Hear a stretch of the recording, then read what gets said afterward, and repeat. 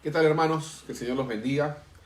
Estamos continuando con nuestro preguntas y respuestas, nuestro tiempo de preguntas y respuestas, aquí con mi esposa, para seguir desarrollando sobre lo que hemos venido ya tratando.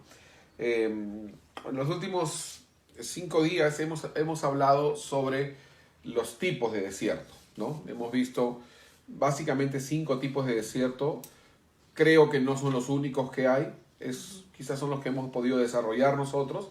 Y para no extendernos más, queremos hablar sobre las características de estos desiertos en una vida práctica, siempre partiendo de la palabra del Señor, ¿no? Así que para comenzar, quiero leer Lamentaciones capítulo 3, porque en esta característica que vamos a ver ahora, vamos a hablar sobre las características del desierto que es por desobediencia. Hablamos del desierto por desobediencia, ¿se acuerdan que dijimos que es consecuencia de nuestros actos pecaminosos, muchas veces reiterados y advertidos? De hecho, la palabra dice, no te acarrió esto el haber dejado a Jehová tu Dios, ¿no?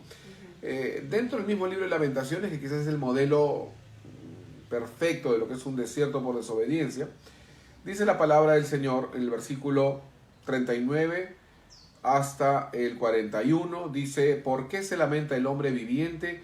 Laméntese el hombre en su pecado. Escudriñemos nuestros caminos y busquemos y volvámonos a Jehová.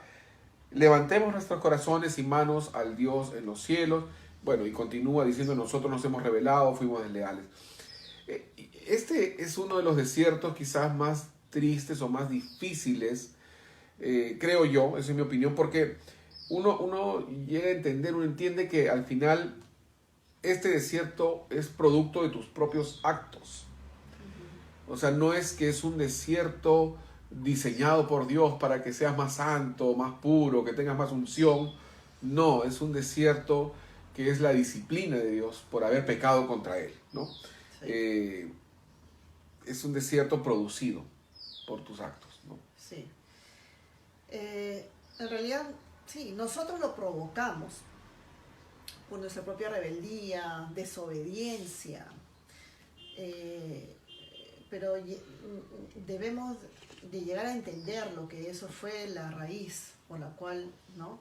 Hemos llegado a este desierto, a este vacío, a esta tremenda sed espiritual, ¿no? Que no logras tener ningún tipo de paz, hay una inseguridad tremenda y todo, no, o sea, realmente es duro atravesar este tipo de desiertos. Sin embargo, el Señor no nos abandona a nuestra suerte, porque realmente todo esto, a pesar que atravesemos este tipo de desierto, el amor de Dios es el que nos va a disciplinar, ¿sí? Y realmente todo este trabajo, todo este proceso está respaldado por el amor de Dios. Entonces, como dice Hebreos, ¿no? El padre al hijo que ama lo disciplina. Entonces no estamos, aún a pesar de que es producido por nuestros actos, provocado, no estamos fuera del alcance de Dios, más bien estamos, digamos, dentro de un plan de disciplina de Dios, ¿no?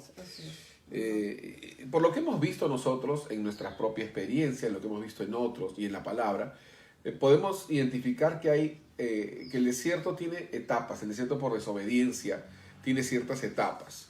Nosotros de verdad oramos por las personas que pueden estar viendo esto y quizás estar pasando por un desierto por desobediencia.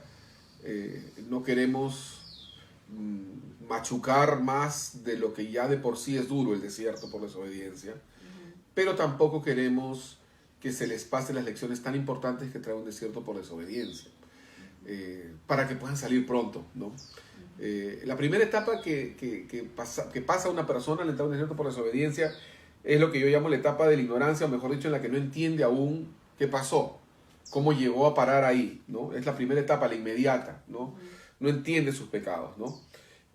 Pero luego empieza, la segunda etapa es cuando ya viene la crisis, y esta crisis te hace de alguna manera examinarte. Sí. Te hace evaluarte, ¿sí? ¿Por qué de todas estas cosas? ¿Por qué atraviesas todas estas emociones, toda esta sequedad, ¿no? obviamente un gran vacío, ¿no? Que un hijo de Dios no lo debería tener, pero es como haber contristado al Espíritu Santo, ¿no? De modo que no hay como respiración de Dios en ti por haberlo ofendido de alguna manera, ¿no? Hay muchos ejemplos de este tipo de disciplina, ¿no? Desde los más pequeños hasta los más graves, que nosotros consideramos graves, pero igual te llevan a la disciplina. Por ejemplo, tenemos a nuestro jefe, ¿no? En el trabajo. Y sí, puede ser una persona dura, exigente o amargada, no sé, prepotente. Y el hecho de hablar mal de la autoridad ya nos pone en riesgo a ser disciplinados, porque toda autoridad ha sido puesta por Dios, llámese lo de nuestro trabajo, llámese el gobierno, llámese todas las autoridades que Dios ha puesto. O sea, realmente un hijo de Dios necesita aprender a sujetarse, ¿no? Y cuando, por ejemplo, empiezas a hablar mal de la autoridad, llámese la que fuere, y te juntas con otras personas así y empiezan a alimentar todo toda esta murmuración, todo te está llevando a un desenlace, porque estás desobedeciendo las reglas divinas de Dios, ¿no? Y de ahí pues tenemos un montón, ¿no? De diversidad de pecados que todos nosotros sabemos, ¿no? Las mentiras, ¿no? La desobediencia a los padres, ¿no? Adulterios, faltar, ¿no? El respeto, ¿no? Y bueno, un montón de pecados que nosotros debemos de reconocer, que esto hemos pasado la línea, ¿no? Maltrato, odio, falta de perdón. Falta de perdón, sí. Esa es la segunda etapa, diríamos, ¿no? O sea, que es esta sequedad, este vacío, como dice Jessica, que te hace examinarte, analizar y decir qué pasó conmigo, cómo estaba yo, ¿no? Yo pienso que ahí es donde entra el versículo que dijimos al comienzo, ¿no? Que es el de Lamentaciones 3:40, donde dice, escudriñemos nuestros caminos, ¿no? O sea, si algo puede lograr un desierto árido, seco y difícil, es producir en nosotros un escrutinio, un escudriñarnos para ver, oye, ¿cómo estoy yo? ¿Qué ha pasado para que pueda yo terminar en este punto? ¿No? Entiendes, la siguiente etapa que yo le diría sería aquella en la que tú entiendes la magnitud de tu pecado, ¿no? Porque ya una vez que te escudriñas tú dices, ya, esto es, ¿no? Lo encontré, o los encontré, porque Dios nunca, que la primera tampoco, ¿no? Y David lo dice muy bien en el Salmo 51, que es el salmo por excelencia, quizás del salmo del desierto por desobediencia, ¿no? Donde él dice en el Salmo 51, versículo 1 en adelante, ten piedad de mí conforme a tu misericordia, lávame más y más de mi maldad, límpiame de mi pecado, porque yo reconozco mis rebeliones, ¿no? Y mi pecado está siempre delante de mí. O sea, llega un punto en donde en esta tercera etapa del desierto entiendes la magnitud de mis rebeliones, ¿no? De aquello que tú no lo veías como una rebelión, pero en realidad eran muchas rebeliones, y cuando la entiendes, entonces ya tú las reconoces, ¿no? Tú reconoces esto y podemos decir ya con certeza que llega como una cuarta etapa el arrepentimiento. Porque es allí donde Dios quiere llevarnos en esa etapa, que nuestros corazones se vuelvan a Él nuevamente, que lo podamos reconocer que nosotros le hemos faltado, que lo hemos ofendido, y que el pecar contra Dios nos defrauda a nosotros mismos, nos defraudamos a nosotros, nos hacemos daño a nosotros mismos. Y acá hay un versículo que no puedo dejar de mencionar, que está en 2 Corintios capítulo 7:10, dice, porque la tristeza, que es según Dios, produce arrepentimiento para salvación, de lo que no hay por qué arrepentirse. Pero la tristeza del mundo produce muerte. Entonces, esa tristeza o esa sequedad, este gran vacío, realmente es para que nosotros nos volvamos a Él, ¿no? Para que volvamos arrepentidos y digamos, de verdad, necesito otra vez volver a la fuente, necesito volver a Dios, he pecado contra ti.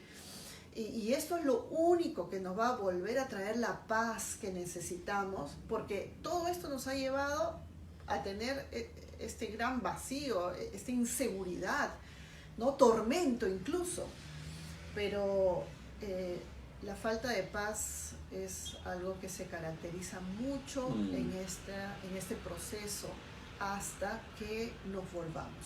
Cuando empezamos a volvernos al Señor, porque a veces no es que sea un solo día, puede ser un proceso de volvernos al Señor hasta engancharnos otra vez, recién vamos vamos a ir obteniendo poco a poco la seguridad, la paz, que sabemos que esto es lo que Dios quiere para mi vida en este tiempo. A veces implica, me imagino yo también, cuando has ofendido a alguien, ir donde esa persona, cuando has robado algo, devolver, ¿no?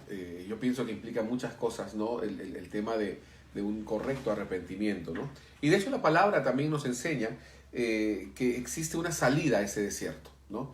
Finalmente, ¿no? Dios en su tiempo perfecto produce lo que podríamos resumir como la restauración, en donde ya uno recupera el gozo de la salvación que lo perdió justamente por eso, por el pecado y los pecados y las rebeliones. Así que esta es la salida del desierto. Hay una salida.